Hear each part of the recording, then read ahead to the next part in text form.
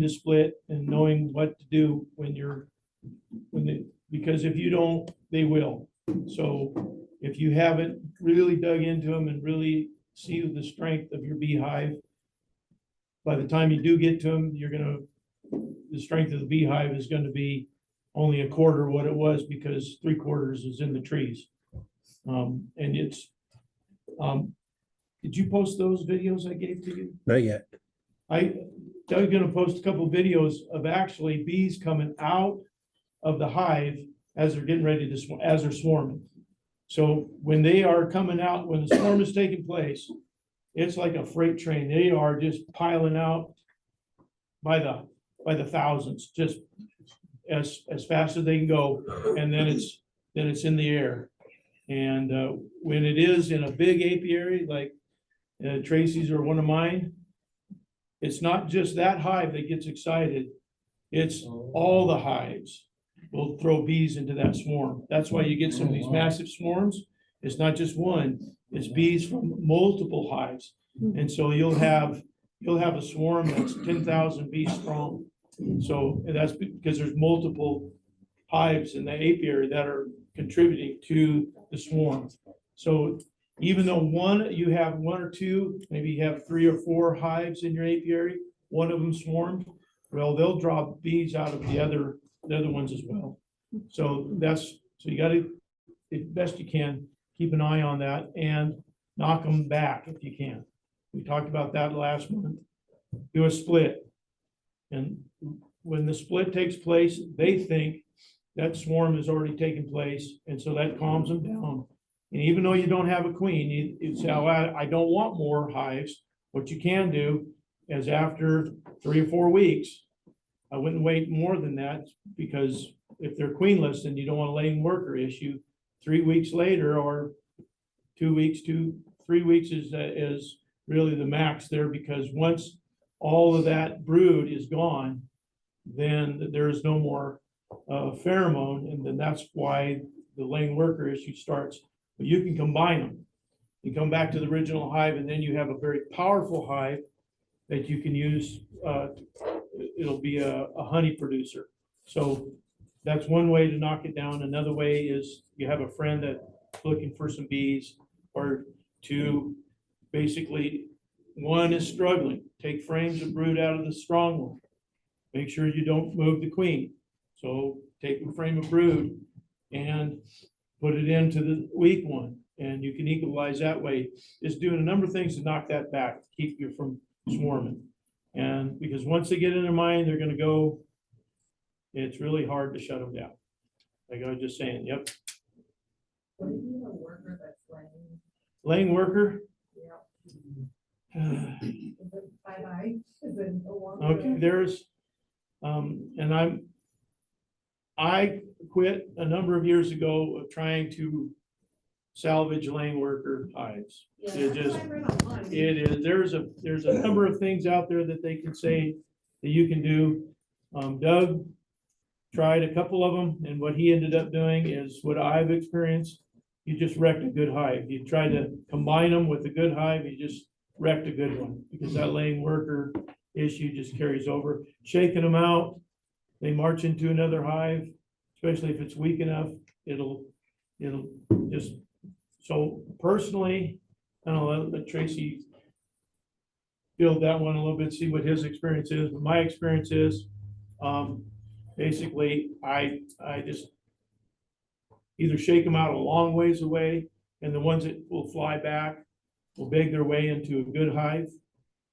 But even in that, there's times they still, if there's a couple weak hives, they will still take over and ruin. A laying worker will come in and you just jack up another hive. So anyway, what do you got? Yeah, I have actually turned one around. It takes a lot of time and a lot of effort. It's not something a commercial beekeeper would do, because it just takes too much time and too much effort. But like a lot of people who just have 1 or 2 or 3 hives, if you've got the time, you can do it. Basically, what you do is you put 1 frame of open brood, make sure there's a lot of open brood, right in the middle of that laying worker hive. Come back a week later, do the same thing. another frame of open brood. Make sure there's lots of open brood, because the open brood is the pheromone that suppresses the ovaries on the worker bees. The first week, they will probably just let that, they won't make a queen because they have a laying something in there. They think it's a queen. But after the second week, and most of the time on the third week, that the first 2 weeks will have suppressed their laying the laying workers, and they'll start making the queen cell out of the third frame of brood that you put in there. You can do that. It's like I said, it's labor intensive. You're taking from your other hives, so make sure you're not robbing them too much. And it's a long drawn out process. That hive is not going to give you any honey that year. It's going to take its time. It's just like being sick. It's going to take a while for it to get better. But if you have the time and the effort and you want to nurse it back to health, you can do it. I have done it. I think with the amount of hives I have now, I don't think I would. I think I would shake them out, because I've gotten enough hives now that I'm not going to do that. But How I many, had 3 or 4 actually. how many frames of bees do you have in that hive? This is what I'm saying. If it's wall to wall, then it might be worth saving. If you have 1 or 2 frames of bees, it's not worth it, because you're taking good frames, resources from a hive that will produce honey, trying to give it to something you're trying to rescue with no queen, So, and then they do draw out a cell. Will that queen, that virgin, go and mate and come back? So there's a lot of ifs there. And then once you put that third week, as soon as they make a queen cell, when they start making a queen cell, then you can put a mated queen in there in a box, and then they'll take off from that point. Scrape the queen cell they make out, but you want to wait for them to make that queen cell, because that tells you that they have realized the laying workers have stopped, they've realized they're queenless, and they need a queen. Then you can just put them, like I said, that's what I did. I just put a mated queen in at that point, and they accepted her right away, and everything went on. They'll eventually die They'll just die out right there. because they have no ability to produce new new brood. They'll mess up all your comb, because Yep. they'll make all your comb brood comb. It'll all be drone comb. Drone comb, that's what I'm saying. All be drones. So they'll take a really good, and that's why a laying worker or a queen that did not mate well is a drone layer. So she looks like a regular queen. So she's not fertile. So she'll lay eggs, but because they're not fertilized, just makes drones as well, and they'll just jack up that whole comb. So there's a lot of negatives to that, but there, again, there's somebody in here that want to give that a whirl, man, just take notes, and that would be a good experiment. See how that works. You told us how it's gonna work. Take movies, I want to watch. Anyway. Now, yeah, where are we at now? Okay. Oh, that's good though. Lane worker, everybody has to deal with that once or twice in their life. Maybe more if your apiary, if your hive swarmed and you didn't catch it. So just where the strength of it is, that's the bummer, because you overwintered, you did well. Bees are great. They're brooding up. Look like you got a powerhouse, thinking, man, I'm going to make some honey this year. And you go out, where'd the bees go? And they swarmed on them. And it's a balancing act right now. And as you can tell, how many calls we've had coming in on swarms.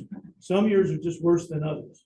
And it just has to do with weather and pollen and everything else that happens in the spring. So this hasn't been overly bad year, but it's not a down year. It's probably an average year, maybe a little above average for swarming.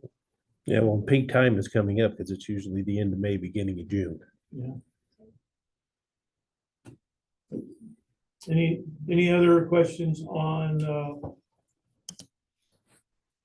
splitting or swarming? You're not on the swarm list. It's winding down, I think. I've already been through it once. I'm going through a second time, so. Inspections. Dip in there, Trace. And you folks that just got NIPS or packages, I'm gonna go over how to inspect, how I inspect the hive, because he's gonna inspect the hive differently than I am. I have more time, you folks have more time. We can get in there and do a little more. The first thing that I do when I do an inspection is I just look at the entrance as I walk up. Are they coming? Are they going? Are they bringing in pollen? Are they, you know, do you have really heavy bees that are coming in that are full of nectar? That's a good indication of what's going on, just what's, do you have bees coming out and wagging like this and then going back in? That means you got brood hatching. They're doing observation flights, orientation flights, so they can find their way back. That's a good sign. So I always look at the entrance first. Then smoker in the entrance, smoke the entrance, wherever it is, lights puff up in there a little bit. At that point, pause for just about 15, 20 seconds. Let that smoke kind of go through the colony and get through them all. No more than 15, 30 seconds, something like that. I always like to pause to let that smoke work throughout the whole colony, not just right at the front. Other people do this differently. I take the telescoping cover off and I just look. Okay, I don't do anything, I don't smoke, I don't anything. The telescoping cover goes back here, far enough back that I'm not going to trip on it. Far 2 steps away, so you don't come back and catch it and fall over. Right? Sounds like the experience. Yes, Yeah. yes, definitely. I'm gonna put a second box on here just because I want. Yeah, do you have a second large? Have ones, you won't have a second box. But folks that have a second box already, Yeah, those of you that just got a note, you're just in a single bee. Yeah, We'll get to that exactly. in just a minute. now. Some people put a little smoke right here in this top hole. Some people crack it with their hive tool. Slowly squirt some smoke in there and let it sit. Personally, I crack it loose and then I open it away from me, nice and slow like this, without smoking it. I just open it up. That way, if they're all mad and they come out, they're not coming up to your face. But then I get to look at this hive in their natural state. If you smoke them, they're all running and you don't get to see how many bees are there. So when the inner cover's on, I'll take a good smell at the hole right here. It should smell sweet, like nectar, like honey. Even it might just smell neutral, but it shouldn't smell sour or bad.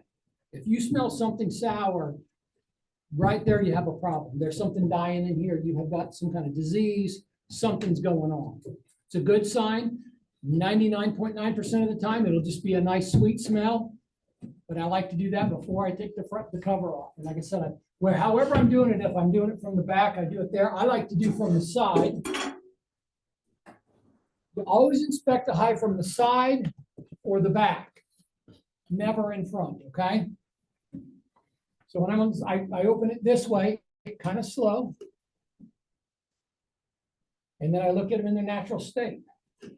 Okay, everything looks good. I lean this up against the hive, kind of at the front. Usually with mine, this lines up fairly well right here. So the bees on here can crawl up if they want to, they can get back in the hive. All of your frames should be squished together and centered when you get in your hive like that, okay? So let me grab my hive tool because I use this because he uses a different style than me. So what you want to do is you want to take and pry this end one over. You can use this side. I like to use the bent side and pull down, and it separates them. It's just easier. But after you get this one pried away from the other ones, you want to center it in this hole. I didn't smoke them, did I? Nice little bit of smoke on top. I'm sorry, I missed that part. Center it in this hole and slowly, this first one, I like to come out nice and slow. And I like to jerk it out of there because you're kind of cramped for space and all that. Look for the queen, look for if it's got brood on it. Most likely it just has honey on it, especially on an established hive. Most of the time, this is just going to have honey. Now, most hobby beekeepers have a frame rest. I like them. Most people put it here and hang this frame right here. Okay, on the outside. Personally, I used to do this. I don't do this anymore because I'm on pallets. I like to put it on the other side for two reasons. You can see how close I'm getting here and the bees don't crawl off on my suit. I can get closer. Second of all, when I take the second one out and put it there, they're still in the same order they are here. You're not stacking them backwards. So anyway, that's in there like that. And like normal, just like in the bee yard, I can't find one. Break the second one loose and do the same thing. You have a nice big opening here now, so you can center this and pull it out. And look, most of the time, you'll still on the second frame in, you'll have honey and pollen. It could be brood, but you never know. But anyway, most of the time when you pull it out, it's what it'll have. If it has honey and pollen, put it over here, like that. And then we go on to the next one and do the same thing. When I hit brood, okay, there's brood on this frame. I don't put it outside. When this one has brood on it, it goes back in here, okay? But I'll pull this one out and look at it and look for the queen. And then I'll scrape.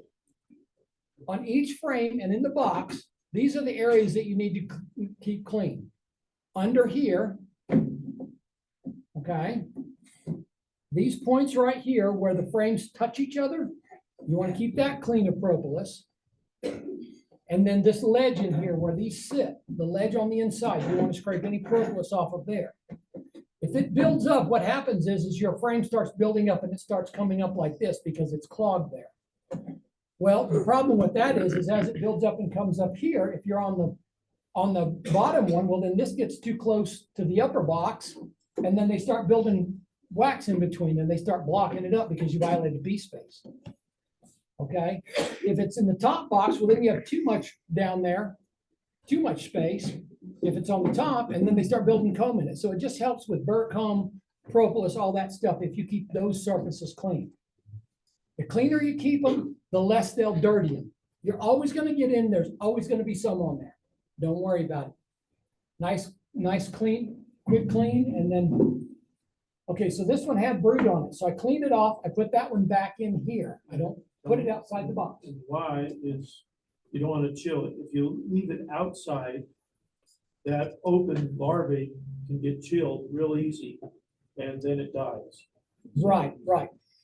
With the exception of when it's 93 degrees in the middle of the summer, Yeah. it's not going to hurt it, okay? But you look for the queen, but you don't see her, but she's on this frame and you put her out here.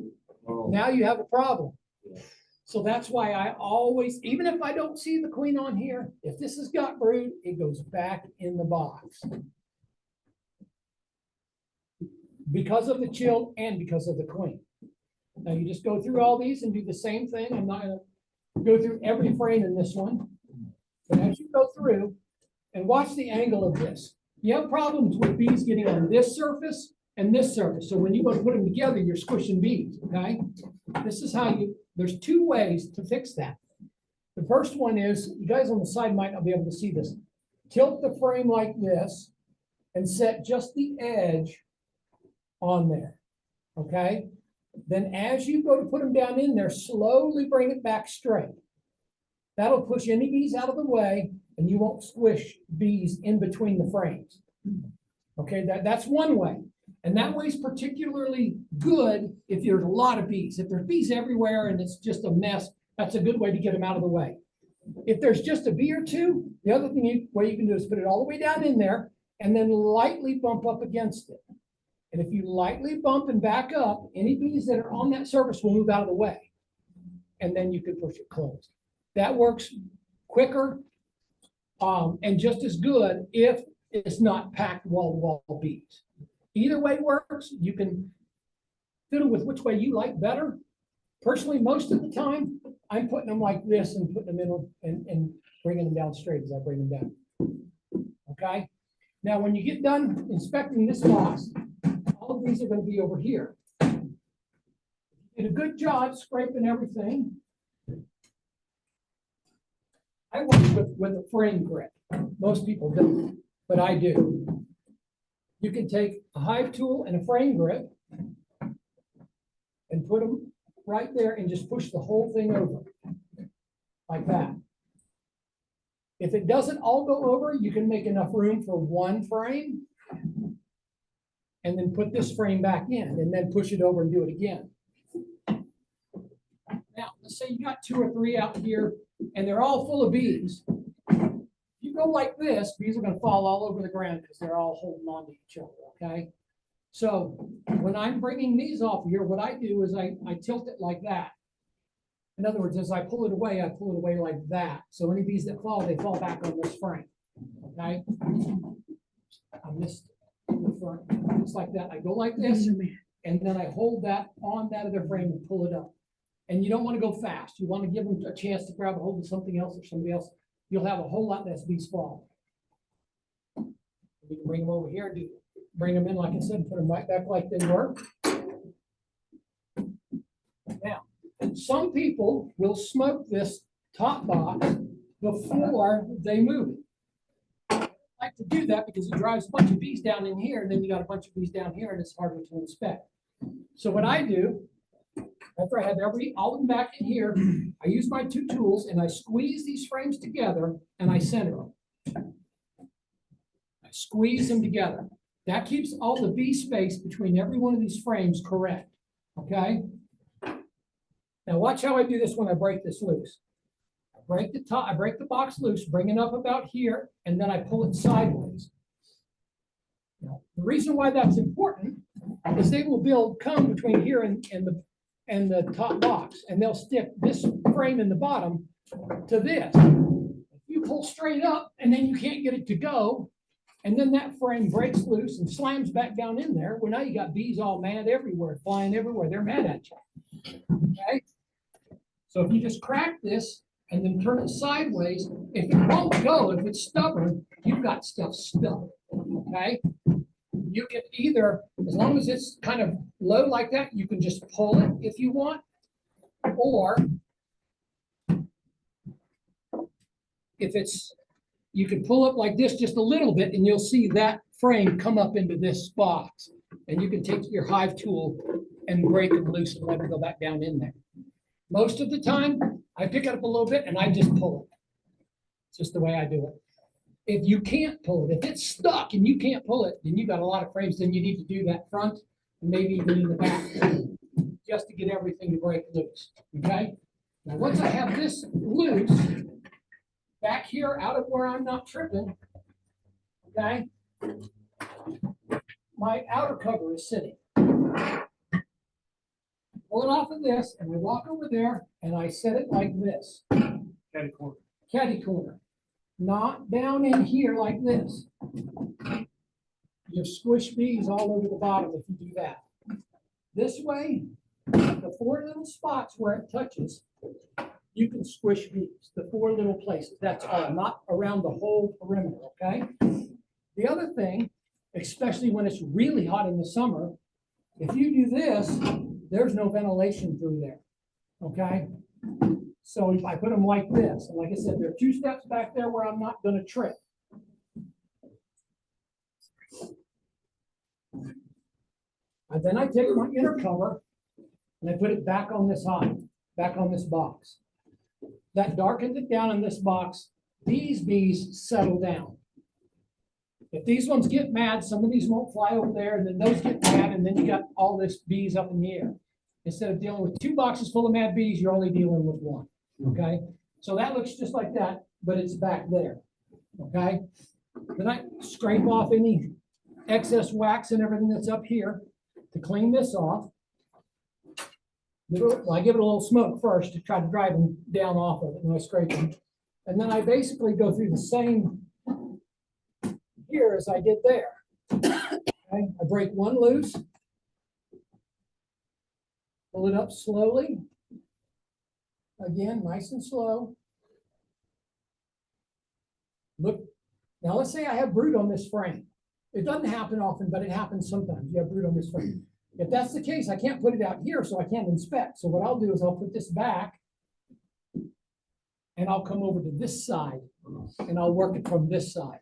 Okay? Because then you're still not taking your brood out of here. I have yet not taken brood, and there's brood on this one and brood on this one. Never. So take that for what it's worth. It may happen to you, but you know, and there again, if it's 93 degrees, you're not worried about chilling brood, but I still would do it that way. Have that hung there, so pull this out quick, Terry, take a good look. this time of year, if I have the two boxes, what am I gonna see in those? What should I be seeing in those two outside boxes that are on the bottom? Okay, I'll go through that on this one. I didn't go through it on that one, but I'll go through it on this one. You see this? This is what I'm talking about. This is where you need to keep clean right here. See all that? Yes. That's where you need to keep clean, there, and then down on this lip, okay? Now, let's say this one's got honey on it. This one's got honey and pollen. So put it over here. You want to make sure you have honey and pollen in the hive. Let's say this one's got brood in it, okay? You look for eggs, first of all, or the queen, because if you have eggs, you've had a queen in here in the last 3 days. So it's not really important that you find the queen every time. It's fun, so I always look for it, but it's not absolutely necessary that you see the queen. If you see eggs, keep going, you're good. Most likely you'll have a ring like this, and inside here will be brood. And then up here in the corners and down here, you'll have honey and pollen around this circle.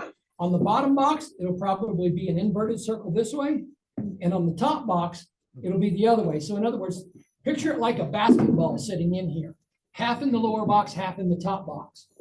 Okay, so this being the bottom box, you would have like the bottom half of a ball this way. Okay.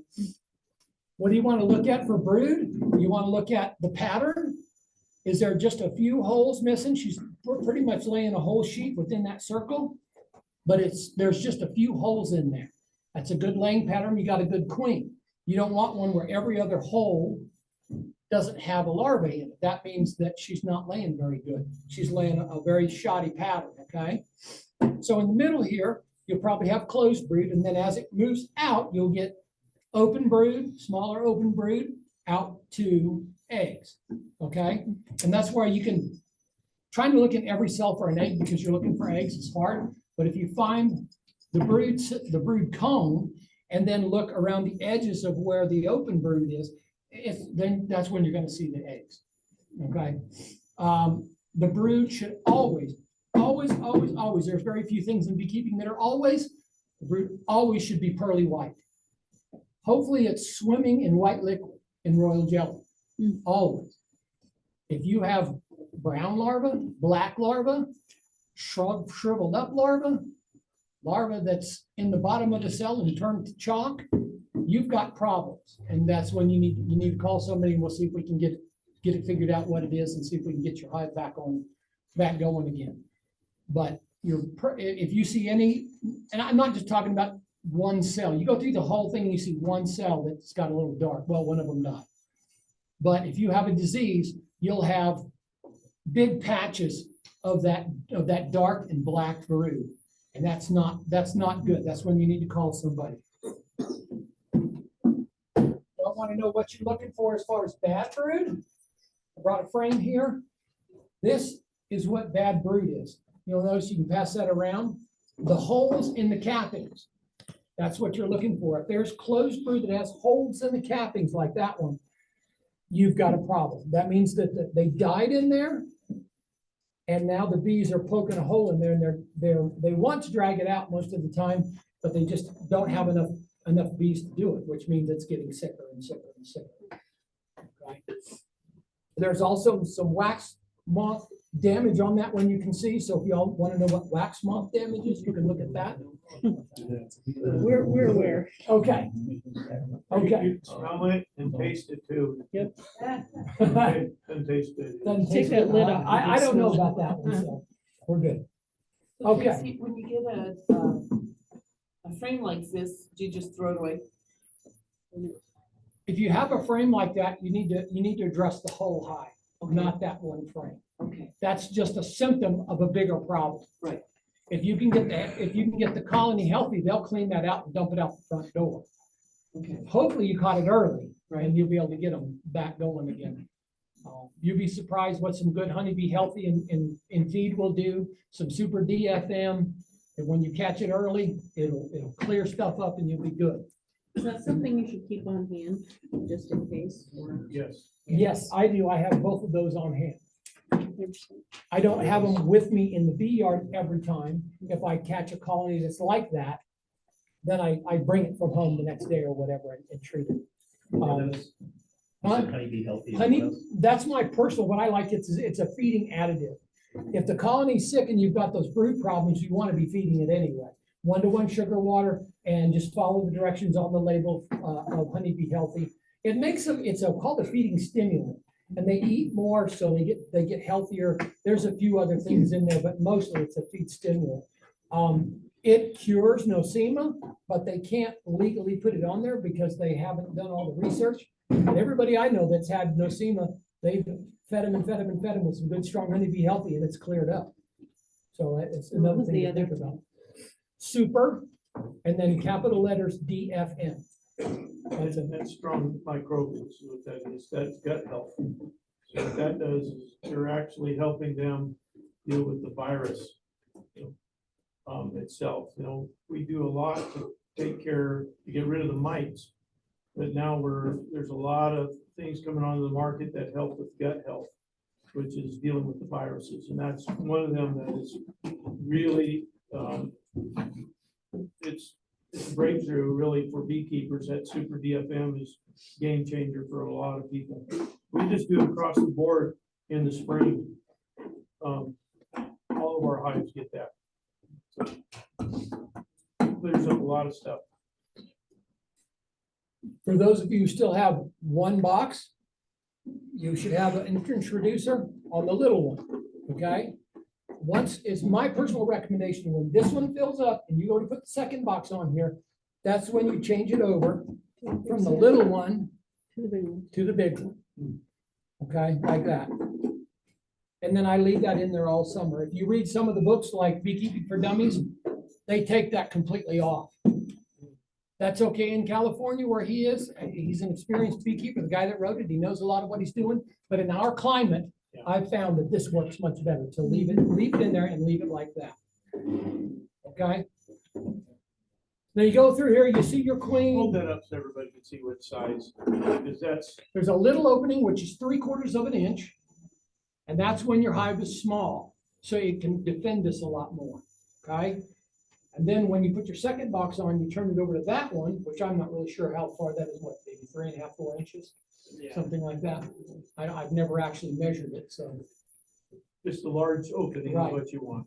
If I had it on the big one, is it okay to switch it? now? Yes, you can switch it back and forth at any time, because when it starts getting cold in the winter, you're gonna switch it back to the little one, just to help hold the heat in. This is enough to provide the ventilation, but helps to keep the mice out and the predators and that kind of stuff. Now, an introducer also has a summer and a winter position, okay? In the summer, when you have the little part on it, it should be down like this. In the winter, you want it up like that. The reason why is dead bees fall down. If it's like this, they can cover the entrance and block your ventilation. Okay, this way, if you have it this way and a lot of bees die, they can still get in and out and they can still get ventilation.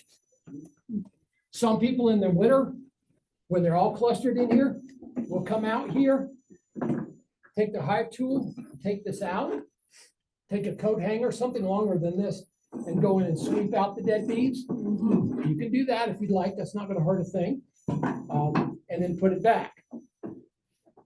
Which in the winter, you'd have it up like that. Okay. So, one thing I want to tell you, let's say you go through and you get this filled up. You can even put 4 frames out here if it's all coming out to be.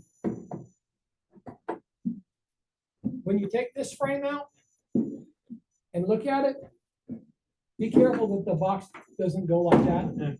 Because if all of these are full, honey, that's a lot of weight. Now, I've had it happen to me.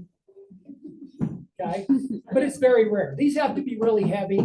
Most of the time, this box is stuck down, so it's not a problem. But I'm saying, just be careful. When you lift this one up, just don't go like that.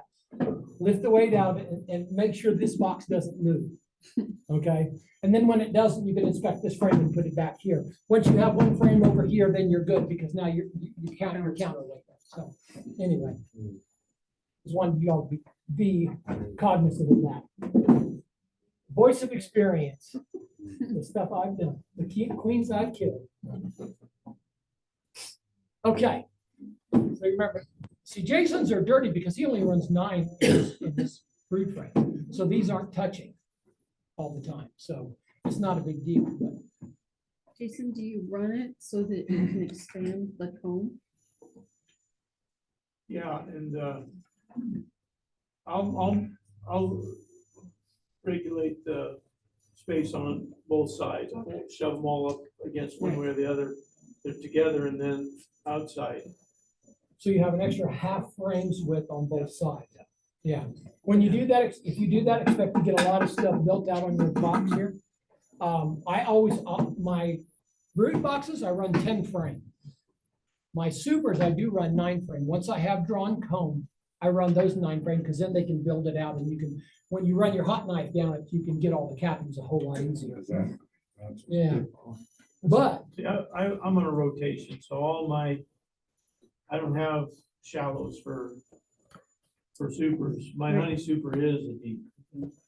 So, You taught me that. That's what I so do. all of mine is in a rotation. It starts out as a honey super, then ends up in the brood chamber. Then ends up in a nook. So it's on a 3-year rotation. see, I do the same thing he does, but I run 3 mediums instead of 2 larges. And I do the same thing. All of my, when I take 2 frames out a year, he does it because he makes nukes, but you should rotate at least every 5 years. So when I get in this box in the late fall, when I'm getting ready to go to California, I have to put a feeder in here, which just takes up the space of 2 frames. Right. So the dirtiest 2 frames in this box get taken out and thrown out, and the feeder goes in there. When I get them back in the end of March, the feeder comes out, and I put 2 new frames from my honey supers down in my brood boxes.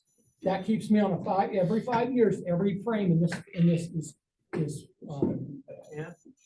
So when you get rid of the 2 frames, wood and all, yes, I throw them in the trash. They're just not worth for me to take the time.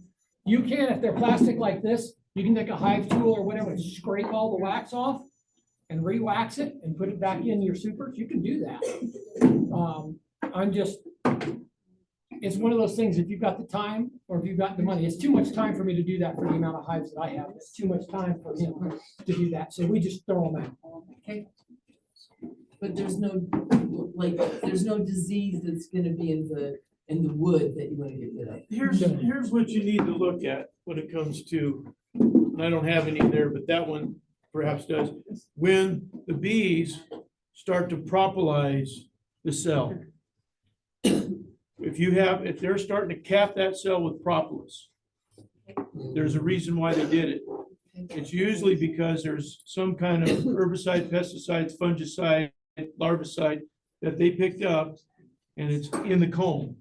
And so that's their protective way of capping it off so that poison doesn't continue to go through the hive. And so if you see any of your comb with propolized cells, that's a good indication that needs to go, no matter how long it's been in the.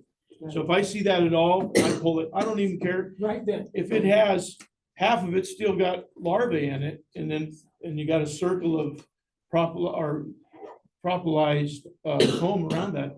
I'll pull that whole thing, even sacrificing the brood, basically because they're telling me it's poison. Mhm. Take that frame, put it in here, shake the bees off of it, and throw it in the trash. So when you say propolis, do you mean like it looks gray, like? the No, they propolis- capped it. They capped it with propolis. So when I look at it, it's gonna look, so when I look at propolis in my Right. hives, a lot of times it's gray. It's like a weird. Right, it can be all kinds of colors, but it can be gray, like, kind of like a Okay, really so it's drab gonna gray. look like that. Yes, and it's gonna be all over the other reason, and I don't run into this anymore, when I was not rotating my comb like I should, I did. You'll notice that it gets really black like that, but then you'll notice the inside of the cell getting smaller. And the walls are getting thick, and it's really black. That's another time to chuck that, that's time for that one to go. I've had some of them where the hole has gotten too small in some of them, so they put propolis in there to not use that cell, but they want to use all the ones around it. And that's just time to, I might let that one stay in there for a couple months until the end of the year and shake it out, because it's not a poison problem, but it just means that that comb is getting old enough that it needs to go. There was one of the states, it was part of the old Russian bloc, and I'm trying to remember what year it was. They had a really bad European foul brood outbreak. And the government mandated that they replace all of their comb every year. And when they did that, the problem went away in 1 year. Any kind of disease, any kind of bad stuff is going to build up in the wax. That's why you need to rotate it. That's why you need to rotate it. So I'm just saying that give you a reason why you need to rotate it.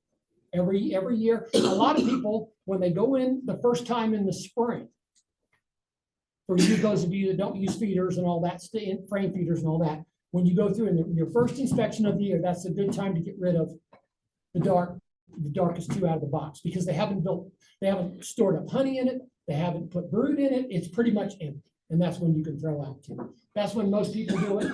It's probably when I would recommend that you all do it. I do it differently because it just works for me really well. There's a good pattern there, but anyway. Good question. Okay, Instead of throwing the whole frame out, if you have the plastic in there, can you take the plastic out and replace that instead of throwing it all out? you can just, you're gonna have to take a knife or something and cut the wax loose from all of the, and then you can push it out and put another one in. It just bins out. Yeah, Yeah, that's well, a good it does when it's empty. When it's full Yeah. like this, it's really hard to get to go out like that. So that's why you want to just take a razor knife and go around it. It just makes it come out. Those propolized frames have been, we're talking, normally they're 5 years plus. And so they're not that pliable. They're really hard to pop those out. And the frames, the wooden part of it is getting pretty old too. So it may not be worth your time. Just to mess with it. I wouldn't do it because like you said, now the frame, and you've been scraping on it for 5 years and it's just worn. That's why, just throw it out. Any other questions? Okay, put this all back together like we talked about. Remember, I put it in here like this at an angle, and I'm kind of going at a bigger angle so you guys can see it and do that. Most of the time when I do it, it's more like this, like that, just enough to push the bees out of the way. So we got our nukes on May 4th, and then we've done the week before. How soon, when am I doing this? You can do an inspection this week. Yeah, of your Yeah. single box. Yeah, definitely. in fact, I'd suggest you do that, make sure, queen should be laying right now, so you should see eggs. And do that right away, that'd be, yep. Now, yeah, The nukes that you sold us, was that a maiden queen? yes, Mine had three frames in breeding. Yeah, it should have 2 3 frames. so the question is, let me jump in here Go real ahead. quick. The question is, when to go to the second box, those of you that with a nook, you're in a single.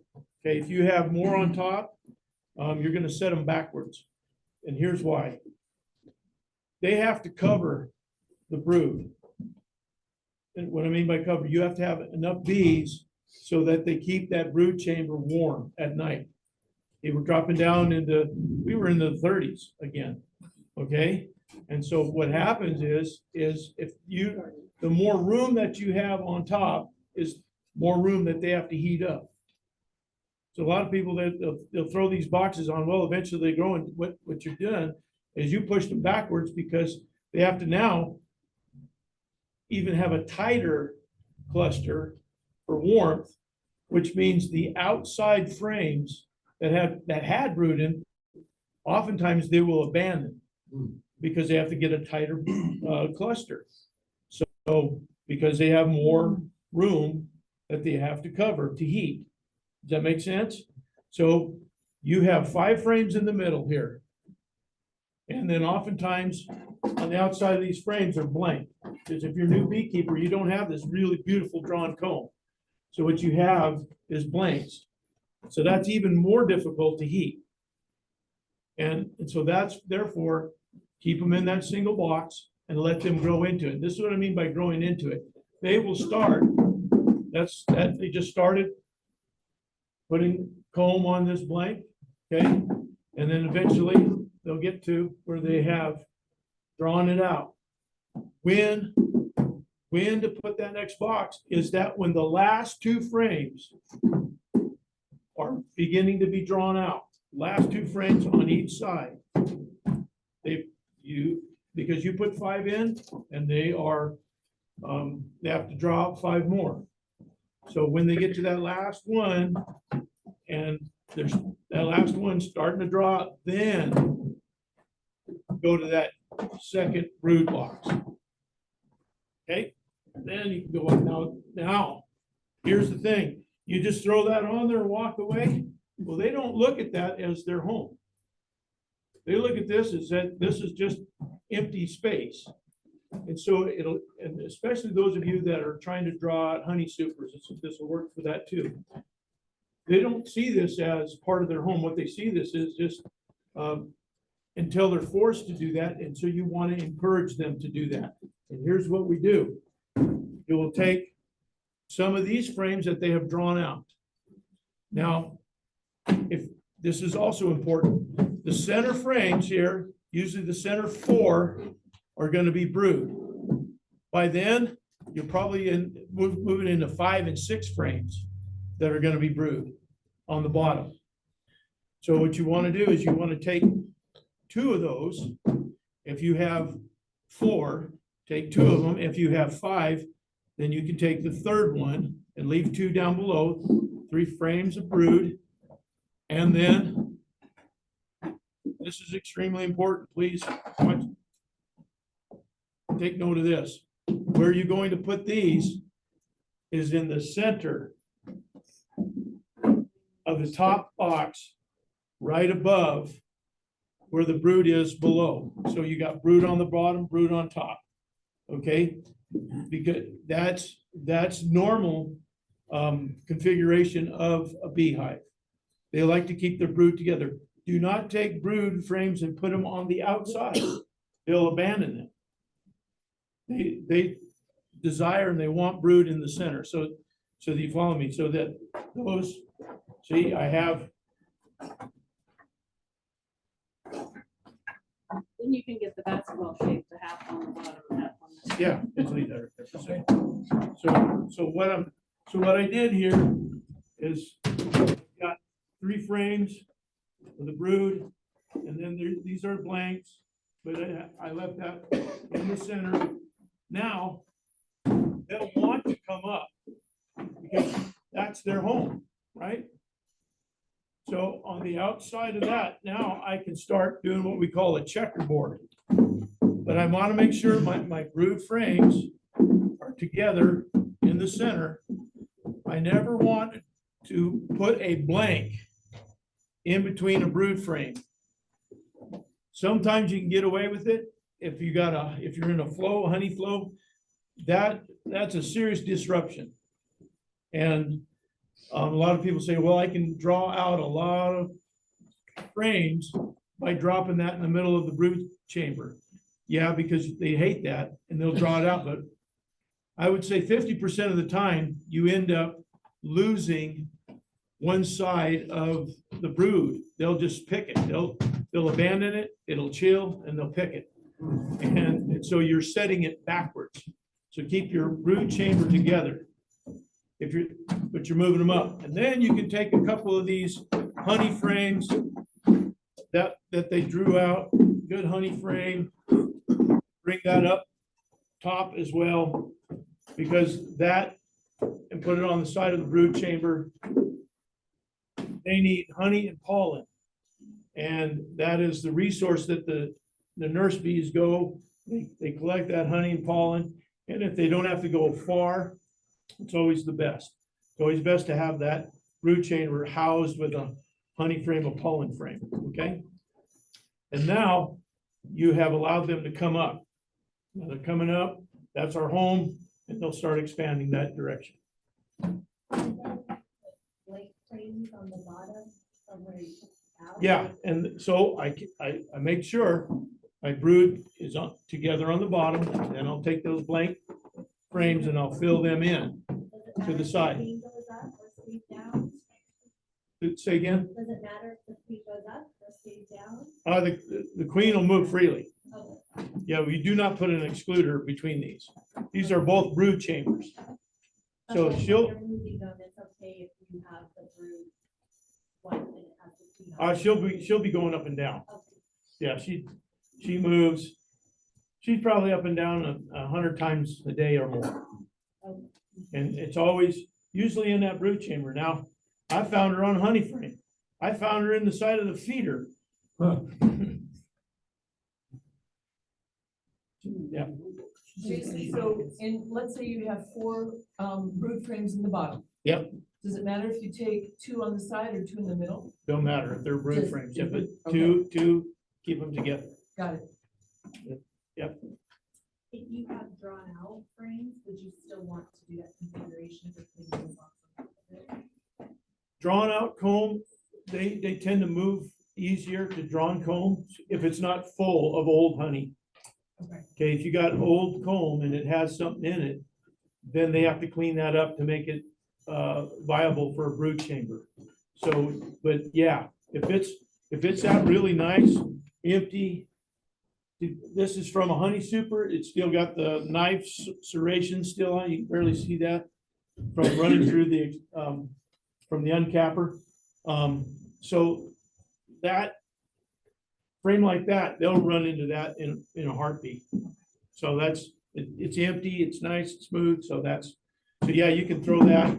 And you don't have to, but to encourage them, you still can do that. Couple brood frames up and it, because they'll immediately run up there to cover open larvae.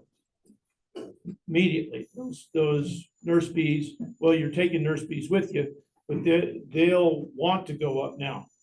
And then they'll want to expand. What I've seen is they'll expand this top box before they'll expand the blank frames that you put down on the bottom box. It'll take them a long time to come back. In fact, they'll want to stay up here until they have to come back down. And so keep that in mind, okay? So, and I'm doing the next inspection like Tracy was telling you. I'm in the bottom box, hey, there's still a couple of blank frames down here. Well, what I'll do is I'll take some of these honey frames that they filled in and I'll put them down there and take those blank frames that they had touched in a month or two, bring them back up on top. So I'm forcing, they'll want to, now that they've come up, they'll expand that top quickly because that's where the heat is. And the same rule is, okay, when do I then start putting honey supers on? A lot of people get excited about, hey, I want to make some honey this year. You know, when do I do that? Well, the same thing is if you've got blanks here, you throw another box on, especially empty frames, it's gonna be a while before they fill that in. And now that's the supers are really hard to draw unless you have drawn comb. So drawn comb is gold. That's probably the most important asset of a beekeeper is drawn comb. Number 1 is bees. Number 2 is drawn comb. Okay, bottom box, we're back to the bottom box. You've got your brood in the middle. It's okay to checkerboard, drawn comb, and frame outside of the brood in the middle. I like to have a brood and then a drawn frame, and then you can checkerboard from there out if you have drawn comb. It's a problem to have, I've got a bunch of combs that full of honey, Okay, and I'm worried that there won't be any place for the queen to lay eggs. Yeah. To in there, how much? of a you can problem? put them Will out they here on the outside. Yeah. Use that honey up first? and No, then use no, it, no, or- they won't. They, in a nectar flow, that, they won't mess with that. That is storage for them.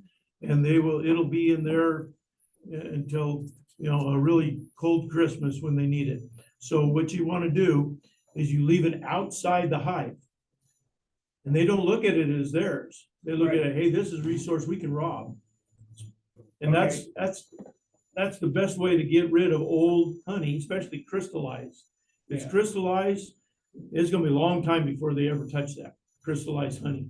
So leave it outside.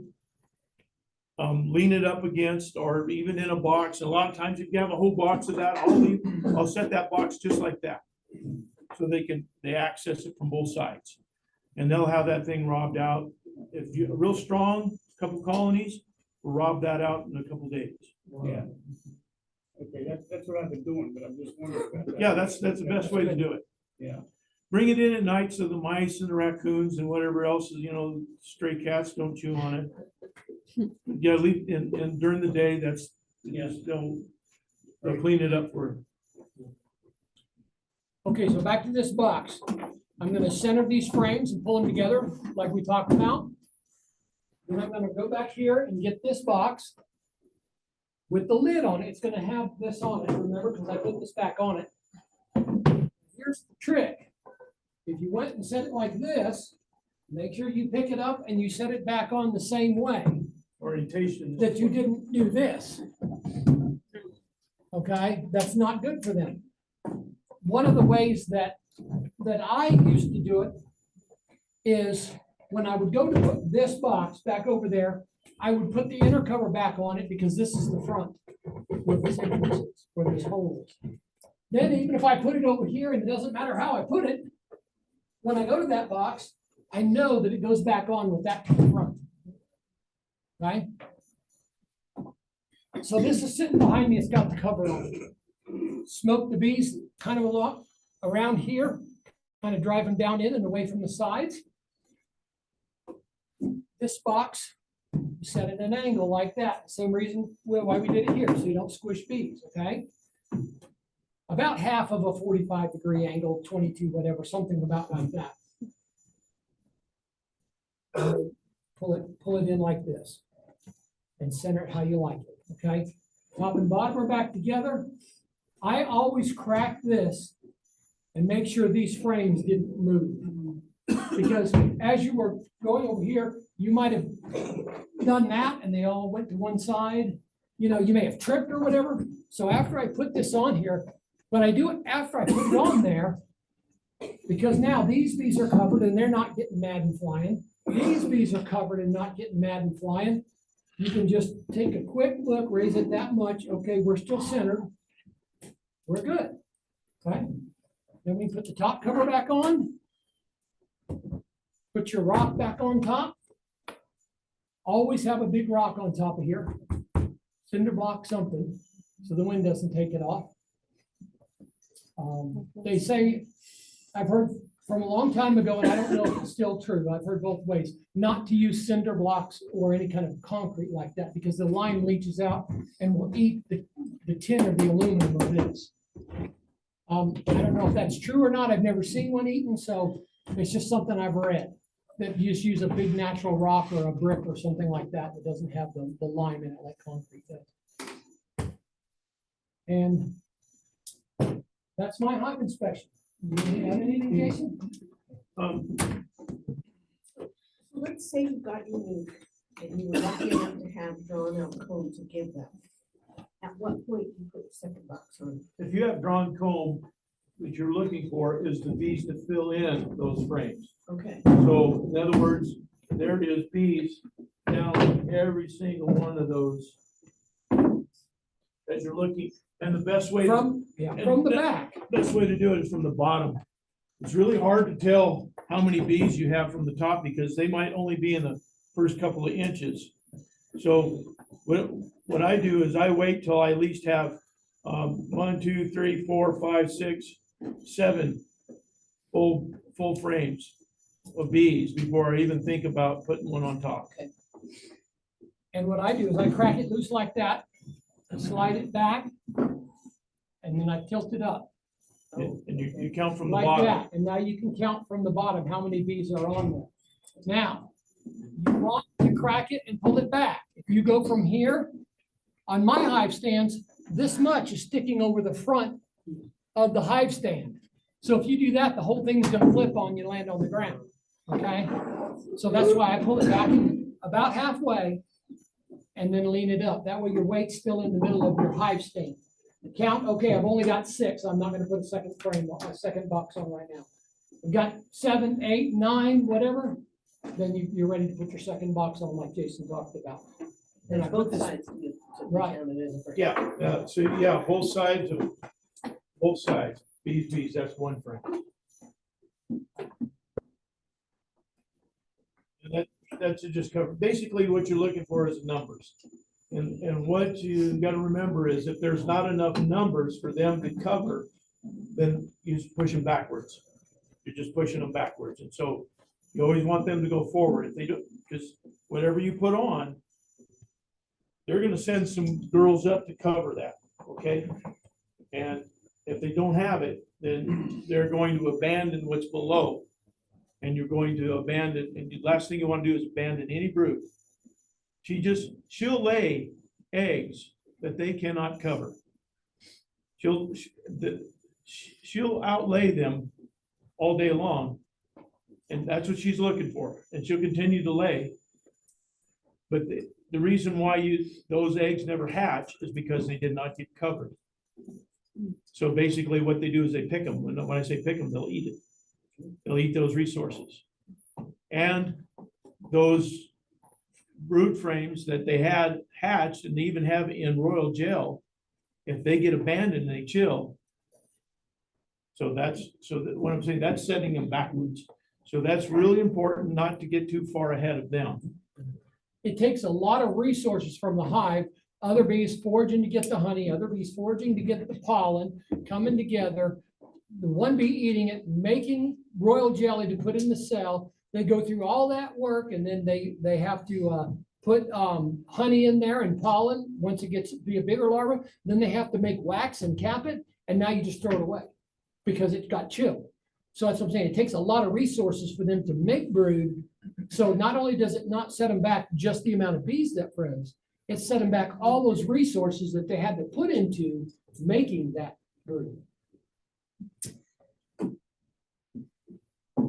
Poor bees. Poor bees. And that's when you'll start getting a little brown and dead, and you'll notice that the brood is dead. More questions? You can be too slow on it too. You can be to the point where you have too many bees, and then they don't have any place to put the honey, and they'll start filling the brood chamber. And so the queen, starting to get what we call honey bound.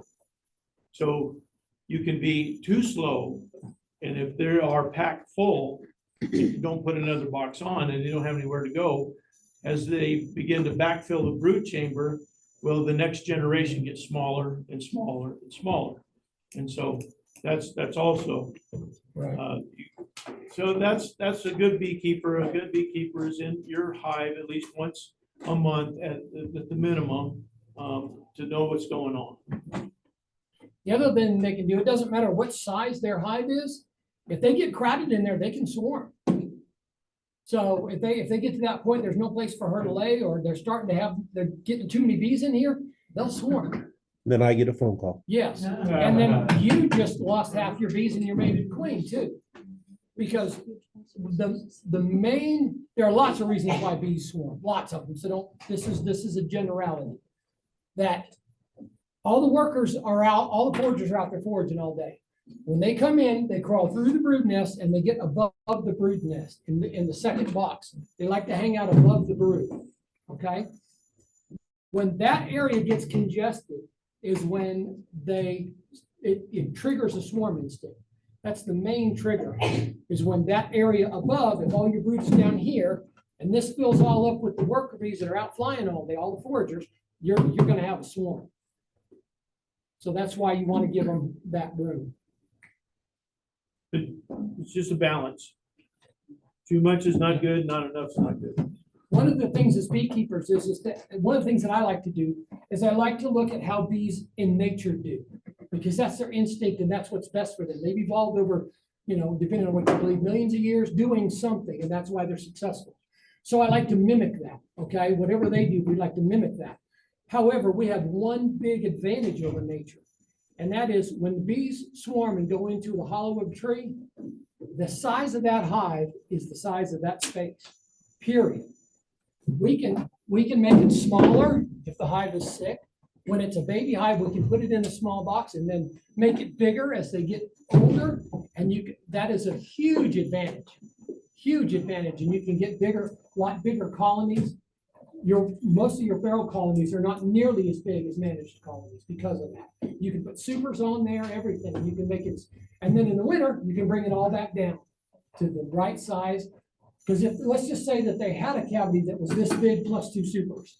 And then in the winter, or in the summer, you've got 50, 60, 70,000 bees.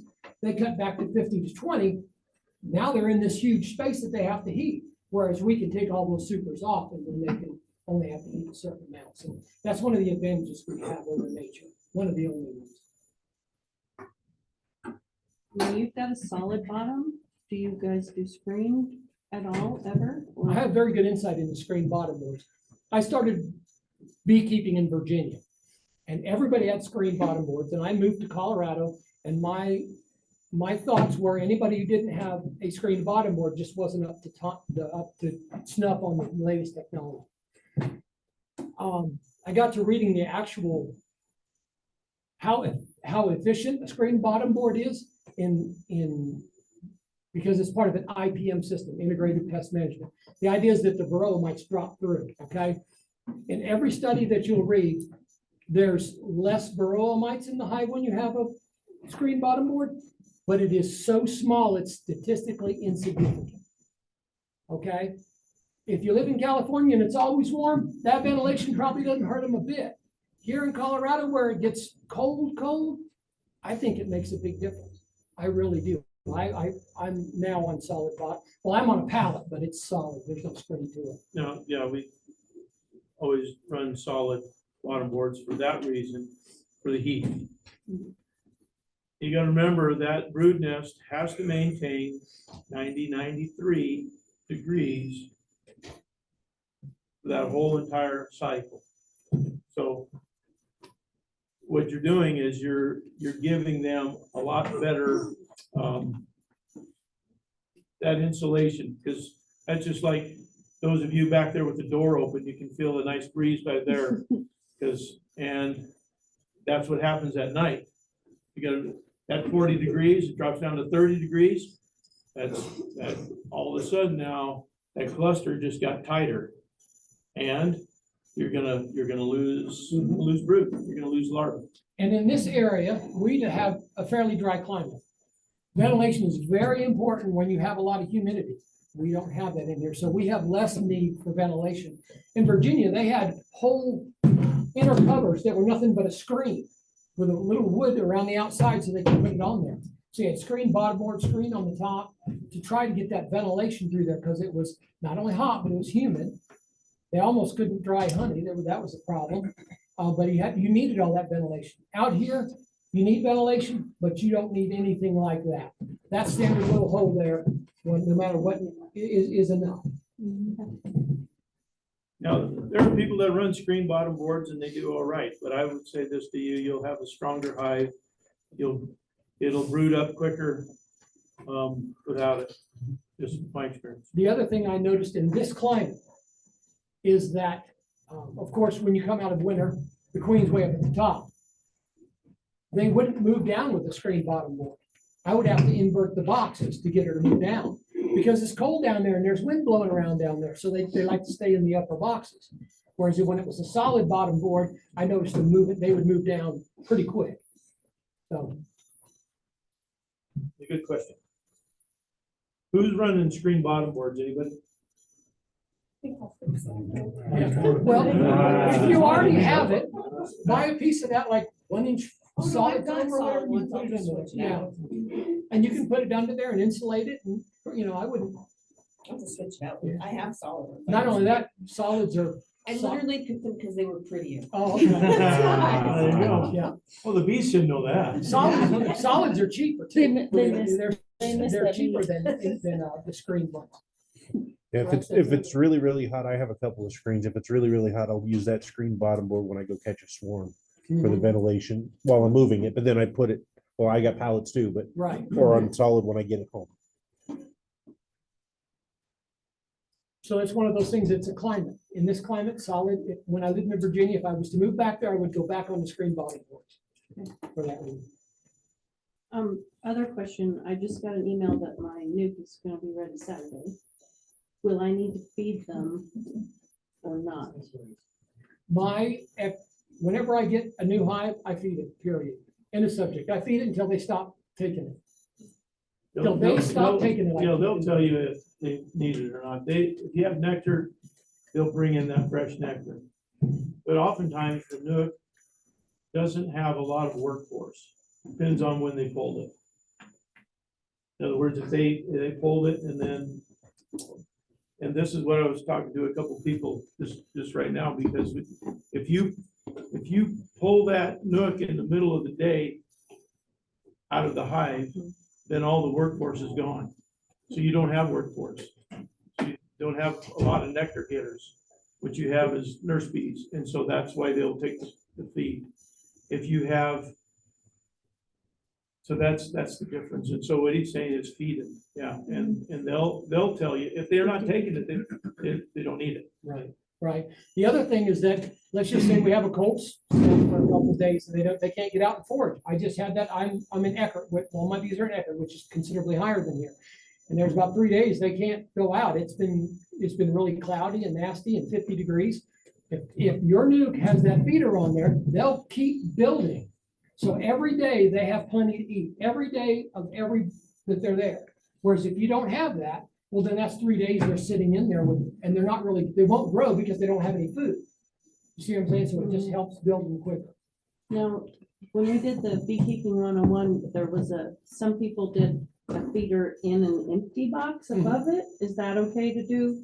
Yeah. To feed them that way? There's so many Or different is that gonna be feeders. too cold? I mean, No. You're- The space is- This time of year, you're good. I wouldn't put liquid feed on them in December, but okay.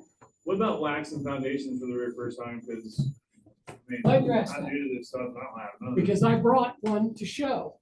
Because I've had that question from people here 2 months in a row. How much wax do you put on there? I'll pass that around. That's how much I put on there.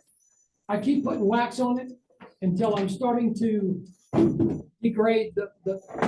Is it necessary? Is it necessary or no? Yes, Yes, very much so. The more wax that's on there, the better off, the quicker they'll take that, and the quicker they will. They'll use that wax to draw the comb and they won't have to produce it. If they have to produce it, here's the rule. It takes about a pound of honey to draw the frame of wax, full frame of wax.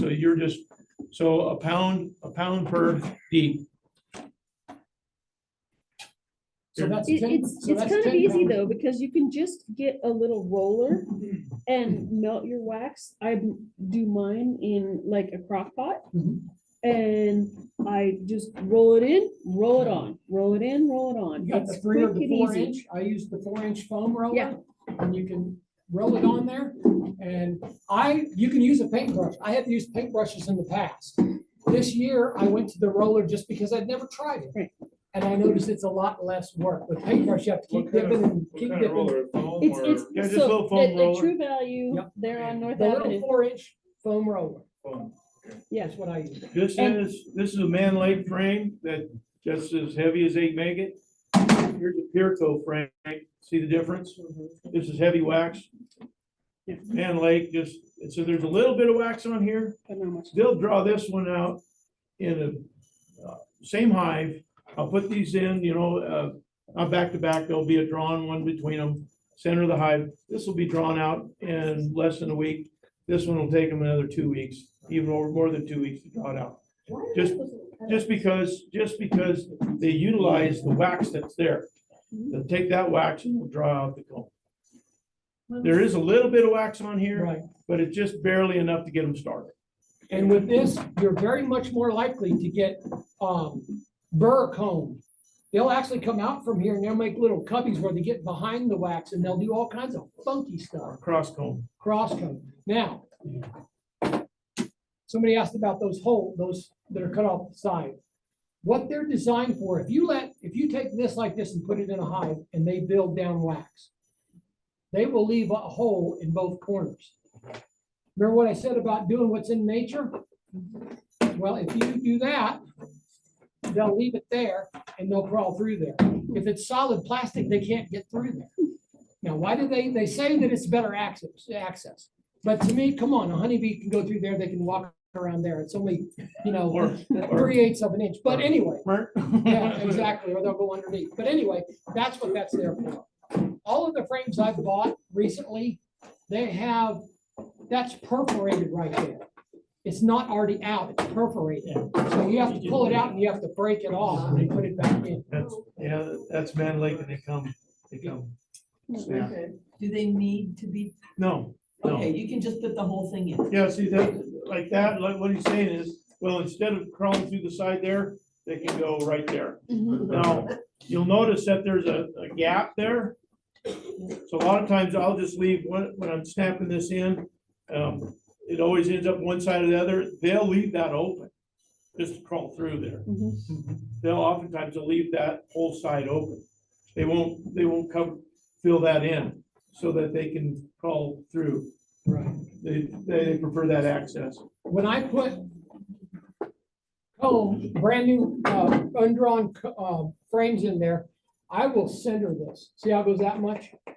Just like not having everything all over to one side of the box or the other, I'll center it and then they just seem to wax it all the way. They'll fill that in on both sides. If you leave it open like that, it's too far and it's above bee space and they'll crawl through it. If you center it, they'll wax it on both sides and then you'll have comb all the way to the wood.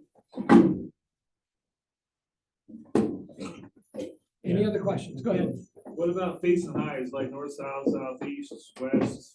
Or Two very good answers. First of all is really when it all comes down to brass tacks, it doesn't mean a lot. We're on pallets and two are facing one way or two are facing the other way. If you have an option and you can, south to southeast is best. Because the sun shines in, the entrance to the south, either directly south or a little bit eastward. Because the sooner the light shines in there and lights up this hive, the sooner these bees go out and forage. The other thing is, remember I said we like to do things the way in nature? If you read the literature on what a swarm prefers when they find a hive, find a place to live, almost always it will have a south-facing entrance. That's one of the big things they like. So that's why I recommend a southeast facing entrance. Bees fly sooner, more honey.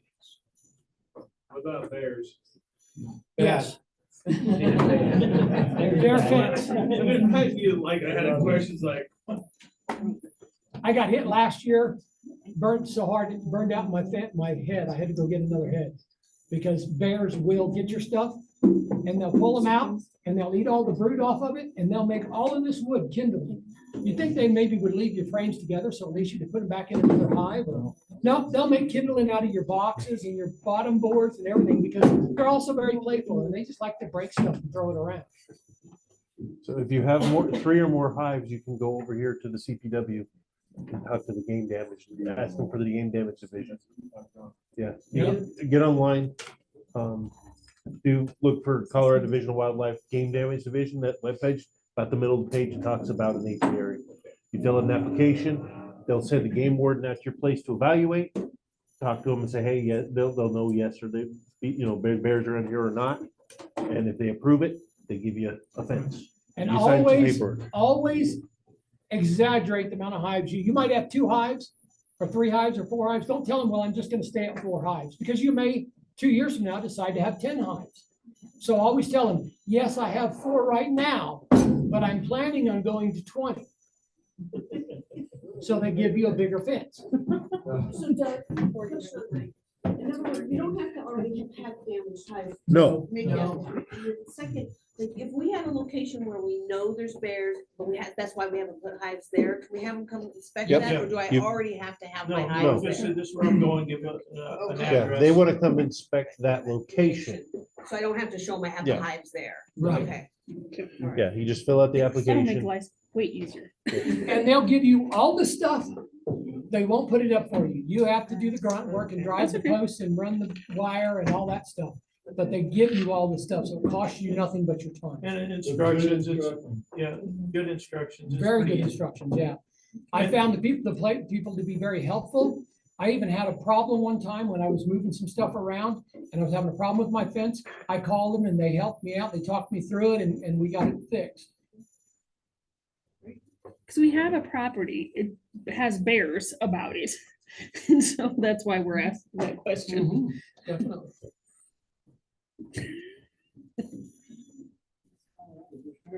Yeah, Yeah. yeah.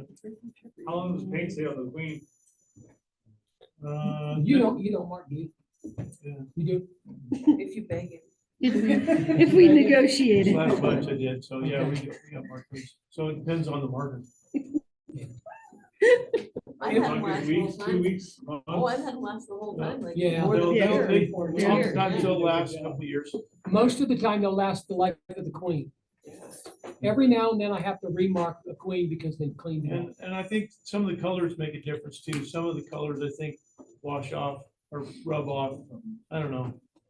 Seems like red lasts Red, forever. yeah. Some of them, they like to. Just all the place in here. Part of what'll help that is when you mark the queen, in the queen marking tube, lay her aside and as you're putting the whole hive back together and let her sit by herself for about 5 minutes. Out of the sun, away from the hive.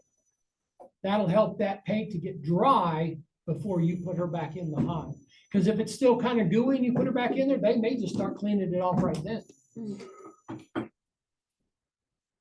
When I mark her, I put my queen marking tube back on the hive. Pull the top off, push the plunger up so that she has to come out. Sometimes you even have to shake her a little bit because she likes to be on top of the tube. But I watch her go back down between the frames. Watch her until that happens. Yeah, because this number doesn't work. Yeah. Well, those of you who watched my She's in that Virgin tree over Queen, there. my Virgin Queen video that I put on Facebook, on our WCBA Facebook page or YouTube page, at the end, you'll notice she flies off.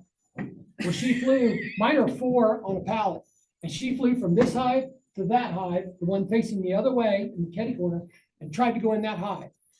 And as I'm putting this hive back together, I hear a bunch of noise, and I look over here, and sure enough, right at the entrance, there's a flight, and they killed her.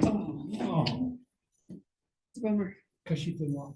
I normally, if I see a queen, if I see a virgin queen, I'm going through, I see a virgin queen, that goes right back in the box. And I don't touch it. Yeah, put You the just lid stay back right And on. put the lid back on. Now, the reason why I was doing that is because I wanted that video to show everybody and have cool video. Okay, the video before that, where there was a queen eating out of the cell, that one, when she came out, I put that frame over in an empty box all by itself. And then as I was going through the rest of the colony is when I found the one that was piping. So when she flew off, I was able to just put that one back in here. So that's why I already knew that I was safe in this hive. But for you folks who don't want to have to worry about that, if you see a virgin queen, put it right back in the hive, put it back together and leave it alone for 2 weeks. Just leave it alone. 'Cause she'll fly off or they'll kill her. They'll do something if you get to fiddling with her. And you know it's a virgin queen because she's not marked. That's how I know. There's also, when you get a little bit of experience, you can tell by how she looks. How big she is. The virgin is gonna be smaller. Right? The old girl, she's got a gator tail Yeah, yeah. dragging along. One of the cardinal rules, and like with any animal, there's different things to this, but one of the cardinal rules is if you can see the end of her wings coming back down her back, if there's 2 segments past her wings, she's a virgin. If there's 3, she's mated. Also, if you had a marked red queen in there and you go and you find an unmarked queen, you had to swim. You're done for. Right. Well, you had a swarm. you know, that's one of those things that she goes out and she gets mated, that's where she gets marked, so. Never, ever, ever. If you mark queens, never, ever, ever mark a virgin queen. Even she comes back and she looks mated. She gets a big old gator tail and there's no eggs, don't mark her. You only mark her once she starts laying eggs. Yeah. Once you find eggs in that hive, then you mark her. I thought I know what I was doing just last week, and I got to looking at this queen. It's like, oh, she's got a big old gator tail, and the bees are reacting to her like she's mated. I'm just gonna go ahead and mark her. Well, that was a week ago, and I got in the hive today, and there's no eggs. So you can't always tell. Wait until she's laying eggs, then mark her. Not only that, it's a very delicate process when she flies out to get mated between her and the drones and how she smells. And latex paint or acrylic paint smells. Definitely. Okay. Not only that, the birds that are trying to get a bee here and there. Oh, here comes a great big juicy one with a big bright dot on it, so I can see it better. That's a problem. Yeah.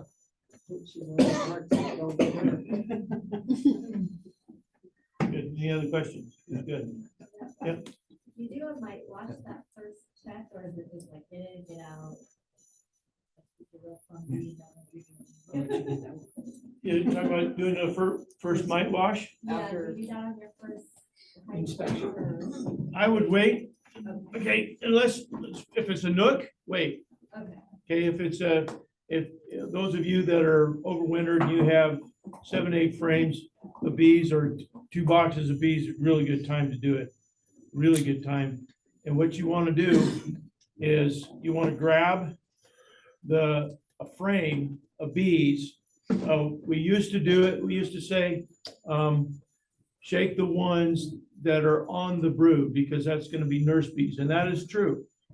But nurse bees are also going to be on the pollen frame, because that's the nurse bees that are coming over, getting the pollen for to produce the royal gel. So there's nurse bees there, and chances are your queen is not going to be on the pollen.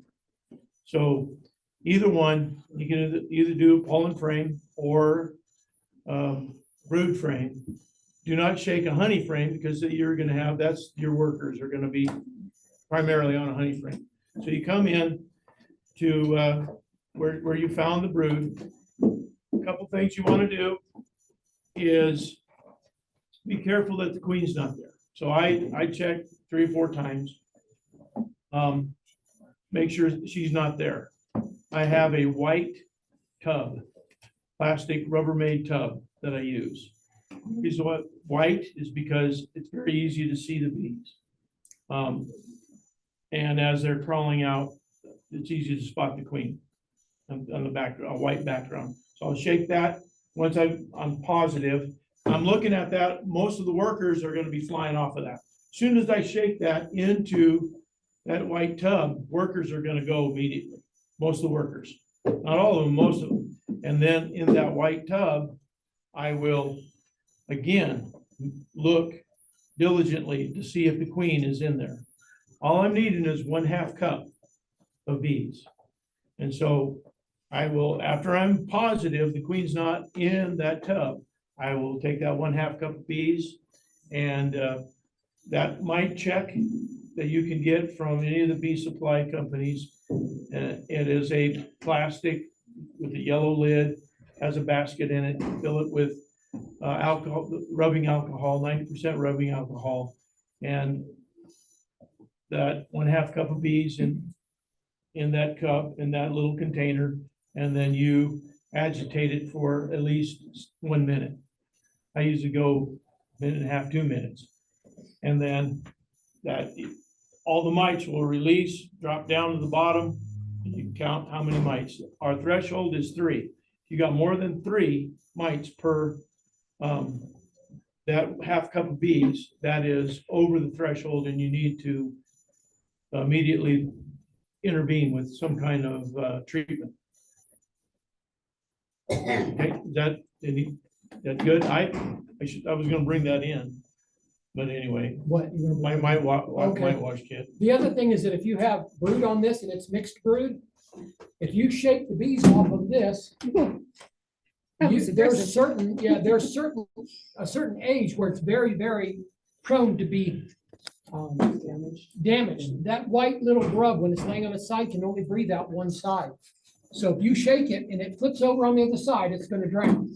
So you can damage bees by shaking. I don't like shaking frames with brood on. I'll usually brush them instead. So that way, and if you go to a pollen frame like he was talking about, then you don't have to worry about shaking brood and killing bees. A lot of people say that bees don't like being brushed. They don't. But doing this, they get all upset. If you use this lightly and like you would a push broom. You ever seen anybody use a push broom where it's just like this? Not sweeping the whole thing? That's the way you brush bees. Okay, they get a lot less agitated, 90% less agitated when you gently brush them and you brush them like a push broom as opposed to going. They don't like that at all, and they will let you know about it right now. Easy check. Again, it just, that little yellow cap, it's got a basket in the middle. Rubbing alcohol. Always have this with me and all the time. And I bring a capping fork. A lot of times a good quick check is I'll pull some drone brood. If I find one that's got a bunch of, and that's usually on the bottom of the frames from the second box. So that frame that's right there, that'll have a lot of that drone comb right there. So I'll take my capping fork, and on my white lid or whatever, I'll pull those drone larvae right out. Boom, boom, boom. And just caps and the drone out. Your Varroa prefer drone. They produce more, they can produce more brood in the drone comb, in the drones. And so that's a good, real quick check, and you're not, you're sacrificing a few drones. Bummer.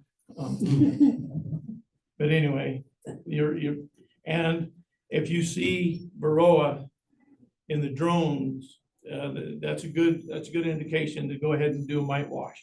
So that's one of the things. That's why I always have a uncapper, just a capping fork, and half cup. And that white, I'll take that out. Just real quick. If I'm not, if it's on a pollen frame, just hit them, boom, they'll all go in. I'll usually put this on top right there when I'm shaking that. That way, if any bees fall over, they go right back into the hive. And be real careful with your alcohol. You don't want to spill it. So I will not do this on top of an open hive, but to the side or put on another colony with the lid. Again, you got your, I'll wait for them to, once I shake that in, they'll begin to walk up the sides. And once they do that, I'm able to see, watch for the queen. I'll tap it down to the side, boom, just like that. They all go to the corner. Take that 1/2 cup of bees, boom, into the whitewash lid, and just this swirling motion, just like that.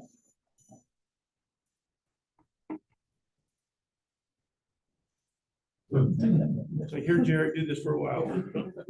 And then after that, you lift it up to the light and you can count how many mites you have. And that, again, threshold's 3. Got more than 3, then there's an issue. Everything that comes to the bottom is not a Varroa mite. You'll have little specks of wood and dirt and stuff. Make sure it's bright red and make sure it's a Varroa. The other thing that I'll do is I'll have this sitting right here like this and the lid right there. So that when I scoop my half cup of bees, put them on there, and then I just set this on there. And then I take these and I can shake them back down in that box right there. And then I can come back and tighten this and do that. But that way, all your other bees fall back in there. You don't have them crawling around the ground, crawling up your pant legs, all that good stuff.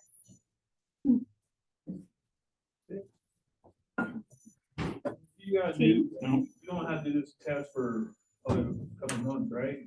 On a nuke, no, you don't have to do it right No. away. I would wait at least till they're in the second box to do it, till they're, when they start drawing out the second box, good, go ahead and test them. Yeah, they were pretty clean coming out of California, where our numbers were real low, so. Most of mine that I tested that came out of California with his were 0. I had a couple ones, a couple twos. I had one with, no, I didn't even have a 3. I had a couple twos. That was So all, we have oxalic acid sponges on everything coming out, so they're in check. Where do we get them? I'm real interested in that. Okay, yeah, I will do my best to have them at our next meeting. And really, as a Nook, it's kind of, you probably didn't need it anyway right now, but next month you will. And that'll be just those 4 strips in a plastic baggie, and I'll have them available. How much are they gonna be next, how much are they gonna be? $1 million. Well, if you are part of the club, if you bought a Nook from me, I give it to you for free. But they're about $2 a hive is what it cost me. So if you didn't, or part of the club here, if you're, got a membership of the club, then I'll probably discount that even to just $2 up. Basically $2 is all it costs. That's my cost. And that's because I buy a whole bunch at once. But anyway, they'll have that. The other thing was, those of you that you already pre-ordered queens, come talk to me afterwards, because I do have, if you did pre-order queens, a few of you are still waiting for your Nooks. Have them ready tomorrow, so come talk to me as well after we're done here and we get those ready for you.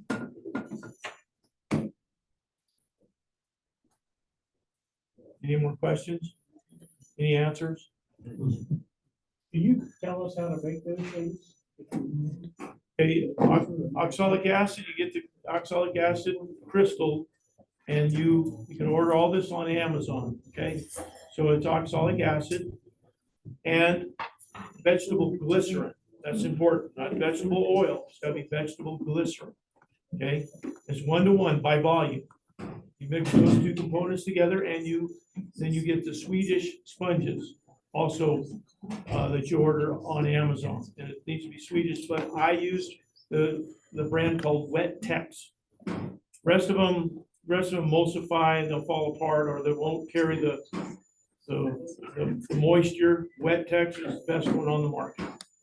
They're a little bit more expensive, but they will last 3 months. So Wet Tex, WETTEX, vegetable glycerin, oxalic acid.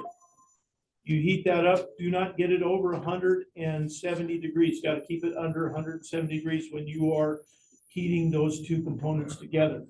Once it becomes clear in the pan, and you want to make sure you want to use the best pan your wife has. Okay. Should be having yours. Because that pan will be used for nothing else for the rest of its life, okay? 1-to-1. 1-to-1, and wait till Glycerin and what else? oxalic acid. Okay.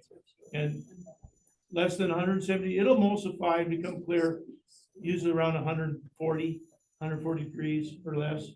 But if you have a way to gauge that temperature, that's important. And then you take that mixture. I cut that pad comes about 6 inches by 12. I cut it into 4. It's important not to put one solid pad, 4 strips. I set it on their edges in another pan. So as I cut those strips, I set them on their edges, and then I take a glass measuring cup out of the oxalic acid, vegetable glycerin mixture, and pour it over the top. And then it absorbs. Let it cool down. You don't want to put a 140 degree pad on the bees, so they won't appreciate that. let it cool down, set it on, and they're good for 3 months. About a half a cup of each will do 10 pads. For those of you that go to Ace Hardware and get the, Huh? get the, Reynolds has a really good, Yes, he does. YouTube video on it. It's about a year ago. Cayman Reynolds. He does. He's real good YouTube video on. Randy Oliver is the one that began this. So he is the one, he's the entomologist, University of Berkeley, that he is the one that is put all the research in this, and he's done a very extensive job on it. Scientificbeekeeping.org. Scientificbeekeeping.org, and he step-by-step instruction on how to do this. Is it okay if you've got supers on top? Yes, you can use oxalic acid with honey supers. In fact, oxalic acid is found in honey already. yep. For those of you that don't want to buy the expensive stuff online and go to Ace Hardware and buy their wood bleach, which is 100% oxalic acid, in a little white tub about that big, that with the same amount of vegetable glycerin will do 20 pads.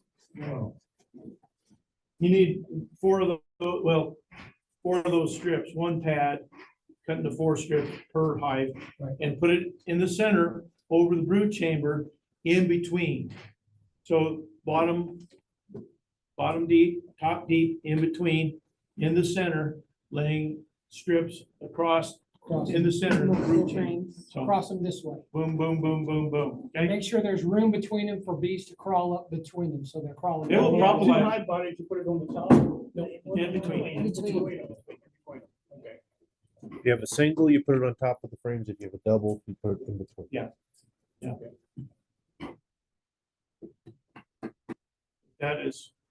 That'll keep them in check. And on top of that, more and more breeders are moving towards the genetics of the hygienic traits. So that's the exciting thing, is all the big breeders are very sensitive towards that, and they are breeding for mite resistant genetics. I saw that the other day. So Some of them, they large out front. yes, and that is that VHS, a VSH. I always call it VHS because I grew up in that era. Me too. And it's VSH, Varroa sensitive hygiene is what that's called. And that is, you have dead larvae out the front door, and what they have done, they've uncapped, took that larva out that was infested with the mite, and they ejected it out the front door, and that's what you're seeing. So that is a good thing. Unless there's like 40,000, that's not. That's a problem. But a few, that's normal. And that, we was talking about looking at that brood pattern on a frame, got a really good brood pattern, except there's a few holes. A few holes is exactly what it is, that's VSH. They are uncapping, and they're doing their job, so that is good. And we're probably gonna see just what happened to the trachea mite.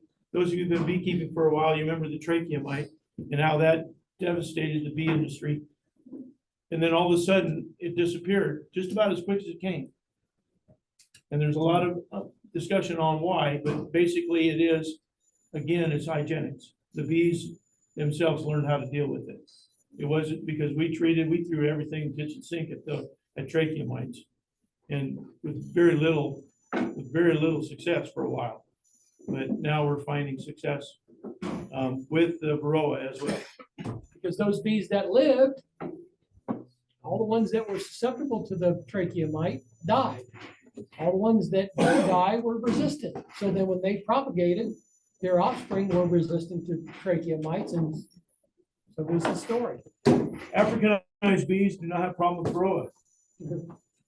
But I don't want to run Africanized bees. Got that right. I don't want you to either. We're happy with that. So anyway, very good. Well, your leadership teams we really want this to be educational as well as worth your time. And so if there's any discussions along the lines that you would like to hear us touch on, if you would email that, and then Doug can, we get together, we have a board meeting, we discuss these meetings, and so if there's a topic or something you'd like for us to really drill down on and give you more insight, more information, just email that and give us some insight there so we can make sure that you are not just, this is not just entertaining, enjoyable, but educational, and that you leave with the understanding, hey, that was a worthwhile meeting. That was worth my time. That's what we're after. So, and And if you want, interactive, don't forget, on the fourth Wednesday, we do a Zoom question and answer. So usually myself, Tracy, when Jason has time, he'll get on and we can do more of it. We do more of a question and answer thing. And, it's kind of interesting too, because we do get beekeepers from all over the state. I've had people from Trinidad, I've had people from Bailey jump on there and some of the issues that they bring up can be quite unique. Did you do it last time?